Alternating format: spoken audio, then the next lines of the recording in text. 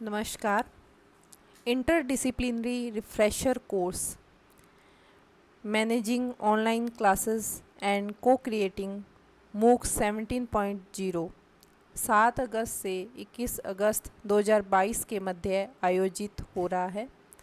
इसे teaching learning centre of Ramanujan college के द्वारा under the aegis of Pandit Madan Mohan Malviya national mission on teachers and teaching ministry of education द्वारा आयोजित किया जा रहा है। जैसा कि इस रिफ्रेशर कोर्स के नाम से ही स्पष्ट है कि इसमें ऑनलाइन क्लासेस को मैनेज करना व को क्रिएट करने के विभिन्न टूल्स व टेक्निक्स के बारे में बताया जा रहा है। प्रथम दिन से ही यानी 7 अगस्त से ही इसके सारे जो सेशन अब तक हुए हैं वो सारे ही बहुत यूज़फुल हैं, इन्फॉर्मेटिव हैं। पहले दिन गूगल क्लासरूम के बारे में बताया गया कि किस तरह से हमें गूगल क्लास को क्रिएट करना है और उसमें क्विज़ असाइनमेंट किस तरह से हम अपनी क्लास को दे सकते हैं और किस तरह हम असेसमेंट कर सकते हैं। जितनी भी उनकी एक्टिविटीज़ हैं किस प्रकार हम उसको असेसमेंट करके, और स्टूडेंट्स के लिए भी ये बेनिफिट है और टीचर के लिए भी ये बहुत ही यूज़फुल है। दूसरे दिन हमें विकी पेजेस के बारे में बताया गया। इसमें हमें विकीपीडिया के बेनिफिट्स भी बताए गए और उसकी बेसिक इन्फॉर्मेशन दी गई। इस सेशन का मुख्य फोकस था कि किस तरह से हम विकी पेजेस को क्रिएट करके ऑनलाइन क्लास को इंटीग्रेट कर अपनी ऑनलाइन क्लास को रोचक बना सकते हैं। तीसरे दिन इंसर्ट लर्निंग के बारे में बताया गया।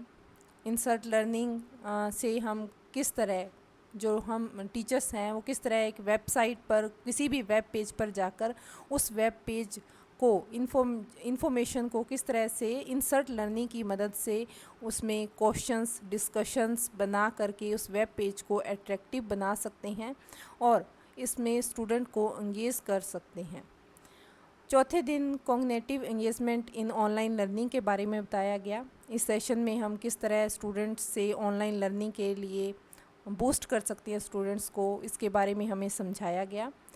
पाँचवें दिन गूगल मीट के बारे में विस्तार से बताया गया कि इसमें हम किस तरह गूगल मीट के विभिन्न तरीक़ों में मीटिंग को किस तरह से बुला सकते हैं, हम किस तरह से बोर्ड का यूज़ कर सकते हैं व किस तरह से कैनवा का यूज़ कर मीटिंग में बच्चों को इंगेज रख सकते हैं व क्लास ले सकते हैं। छठे दिन हमें ई कंटेंट डेवलपमेंट के बारे में बताया गया। इस सेशन में हमें ई कंटेंट के टाइप्स के बारे में बताया गया और ई कंटेंट डेवलपमेंट के विभिन्न मेथड्स के बारे में भी बताया गया।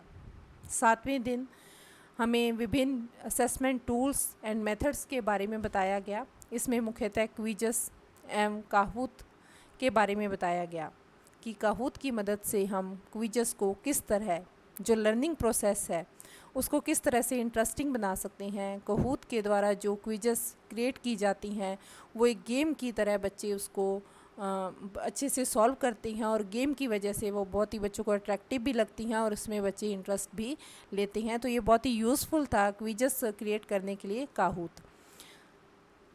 आठवें दिन हमें OBS स्टूडियो के बारे में बताया गया। OBS स्टूडियो की मदद से किस तरह से हम वीडियो बना सकते हैं और उसमें इमेज स्लाइड शो कर सकते हैं, इमेज इंसर्ट कर सकते हैं और साथ ही हमें ओपन शॉट वीडियो एडिटर के बारे में बताया गया कि उस ओपन शॉट वीडियो एडिटर की मदद से किस तरह हम वीडियो को एडिट कर सकते हैं, उसमें हम कोई भी इमेज इंसर्ट कर सकते हैं। तो ये बहुत ही जितने भी सेशन आज तक हुए हैं बहुत ही यूज़फुल थे, वैल्यूएबल थे, इन्फॉर्मेटिव थे। इनकी मदद से हम अपनी ऑनलाइन क्लासेस को इंटरेस्टिंग बना सकते हैं। वर्तमान में जैसा कि अभी कोविड पेंडेमिक से हम गुजरे हैं तो हमें इन ऑनलाइन क्लासेस के महत्व को हमने जाना है कि किस तरह से ये आज वर्तमान में हमें इनकी आवश्यकता है। आगे भी अगर ऐसी परिस्थितियाँ आती हैं तो ऑनलाइन क्लासेस को हमें क्रिएट करने के लिए और बच्चों की जो लर्निंग प्रोसेस है उसको इंटरेस्टिंग बनाने के लिए इन सारे टूल्स एवं टेक्निक्स की जानकारी होना आवश्यक है।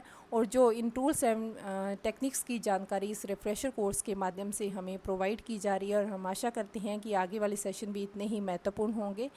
धन्यवाद।